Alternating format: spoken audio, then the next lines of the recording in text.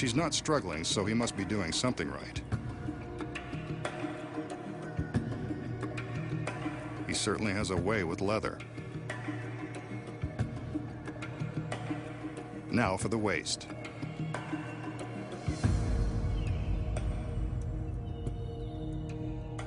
He cinches this strap tight. 2 more to go. Next, he heads below the belt.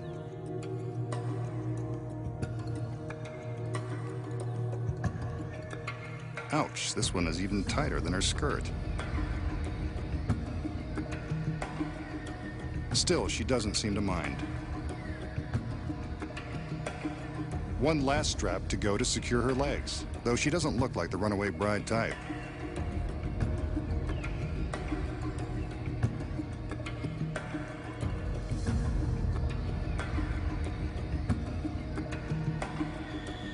He checks the straps one more time, then goes for the headstock. This updated version of the medieval restraining device will prevent her neck and hands from any sudden movements.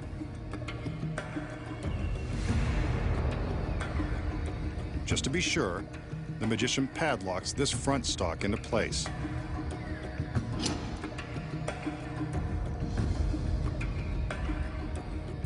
And you thought your boss was tough.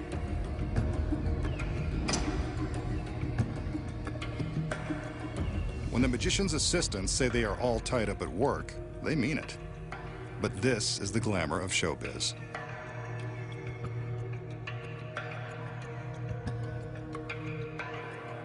Once he's satisfied his assistant's not able to escape, he pulls a curtain that's designed to encircle the entire contraption.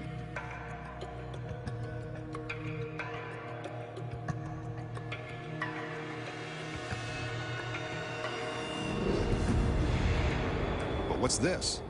The curtain's still moving, only the girl is pulling it, and the magician is now locked inside the device. Good for her. Now you know why this illusion is called the assistant's revenge. Bye-bye, masked man. Let's see you get out of this one.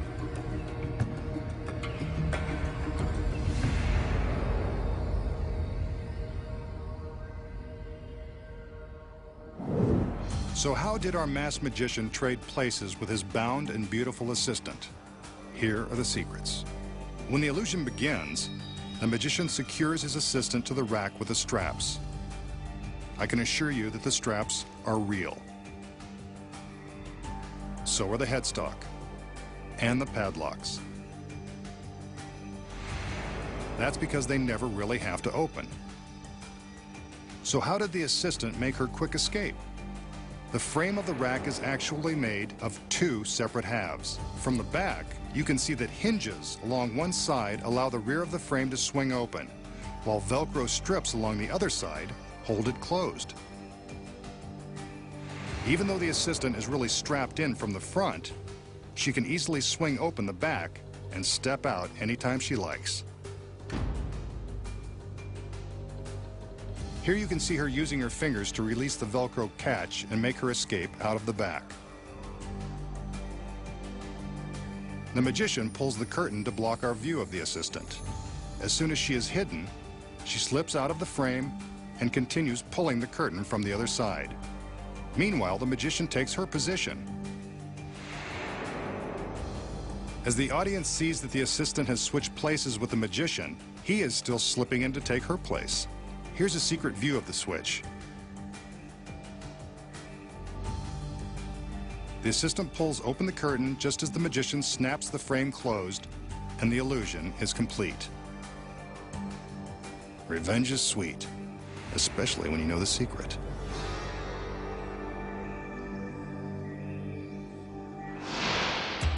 Next, the startling secrets behind sawing through a woman in an iron cage.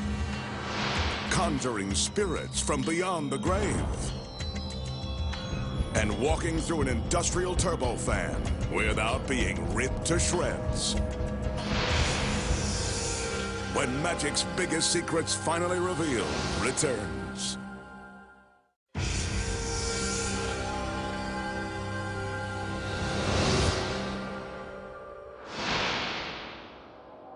a medieval torture device. The magician is quite proud of this antique apparatus, and why wouldn't he be? It's an egg-shaped cage made of forged bands of iron. It's empty now, but knowing the magician, this cage won't be empty for long. He calls in two of his assistants who come bearing a small rack.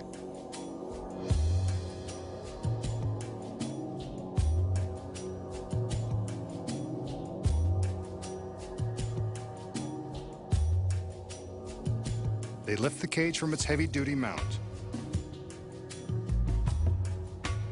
and place it down on the rack. Here they can remove the hardened steel pins that secure the two halves of the cage.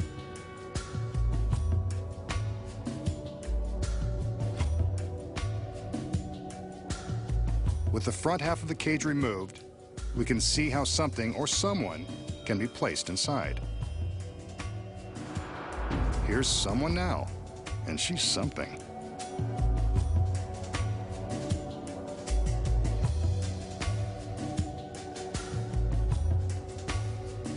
The girl assumes the position inside the back half of the cage, and it looks like there is barely enough room for her to make the tight squeeze.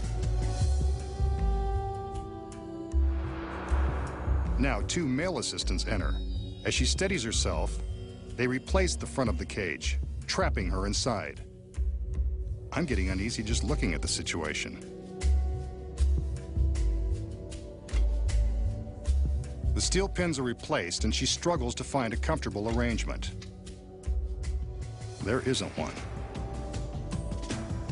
The male assistants lift the cage and place it into the heavy mount, along with its beautiful cargo. What happens next is anyone's guess.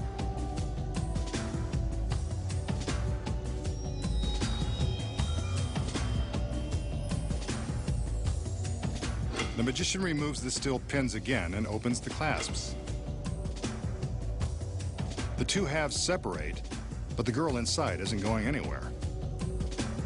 His other assistants now cover the sections of the cage with heavy pieces of black canvas. They're careful to stretch the fabric tightly around the cage. Inside, you can bet that the cage is cramped and dark, and no place for a lovely lady to spend an evening alone.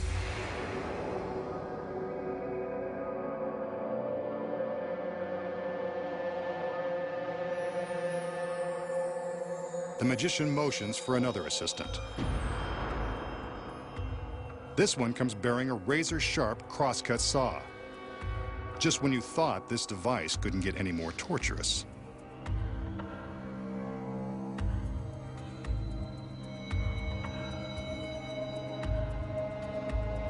The magician steps behind the cage, and you got it. He begins to saw between the two halves, and presumably the girl. This just isn't her day.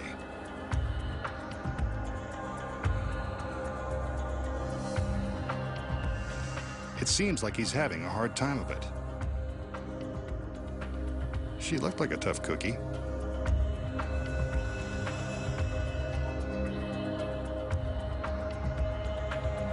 Remember, she's strapped inside with nowhere to go.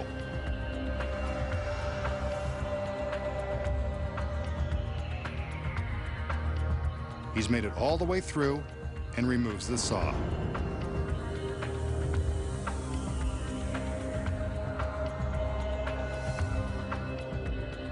The assistants regroup. One takes the saw as the others remove the canvas. And there's the beautiful girl in the iron cage. Uncomfortable, but unharmed.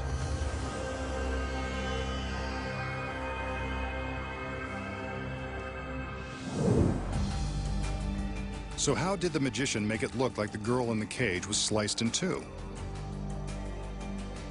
Here are the secrets. The cage is, in fact, as sturdy as it appears. It's got to be in order to safely hold the girl inside. When she kneels down to climb in, she arches her back to fill the cage and make it look even harder than it is.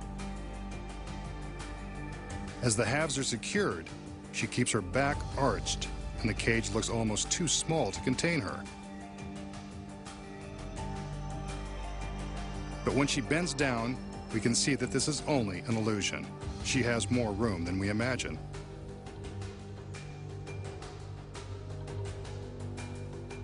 Once the cage is in its mount, the girl has plenty of room to roll over onto her back.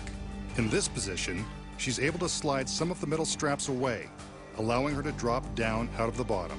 As he saws, the magician uses his skills as a mime to make it look like he's struggling to cut through flesh and bone. In reality, the girl has rotated onto her back, slipped out of the secret metal bands, and lowered herself safely below the path of the saw.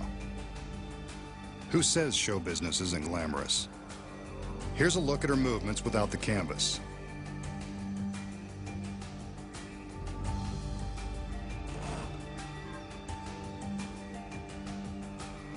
See, there are two sections that have been rigged to secretly slide away and give her enough room to slip down. In this provocative position, she's in no danger of being touched by the saw blade as it appears to cut through the gap in the cage. Good thing, because this is a real saw and it does cut close. However, the teeth have been filed down to nothing with a power grinder, just to be on the safe side. By the time the assistants remove the fabric, the girl inside has replaced the sliding metal bands, flipped back onto her knees, and waits to once again fill the cage with her loveliness. And those are the secrets. Next, the magician shows you how he can summon spirits from another world to leave their mark. And plunge a rose through a girl without leaving his. Plus, find out the secret to how street magicians bite a quarter in half. And then, the magician walks through the spinning blades of a giant industrial turbofan. We'll expose how he does it. When magic's biggest secrets finally revealed returns.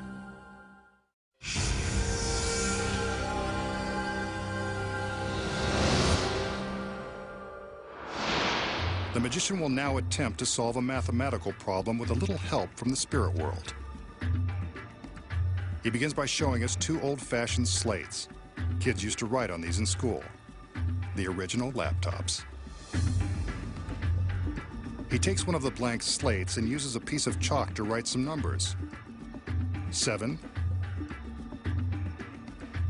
5, and a plus sign. Not exactly high finance, but it is a kid's chalkboard. Maybe he wants to go easy on the spirits. He leaves the solution blank, then places the two slates face to face.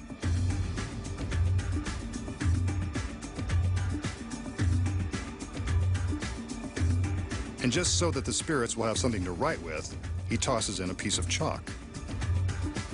I'd think magical spirits would have magical chalk, but this is his trick, not mine. He gives the slates a couple of shakes, and presto, there's the solution. 7 plus 5 equals 12. Adding was never so spooky. How does the magician solve this magical math problem and get the spirits to give him the answer? The secret here lies within the two identical slates. First of all, they're not identical. One of the slates has been cleverly rigged with a secret panel that fits within the frame. This thin piece of slate already has the solution written on it. The magician writes the mathematical problem and solution on the back of this panel, then loads it into the frame so we can't see the numbers.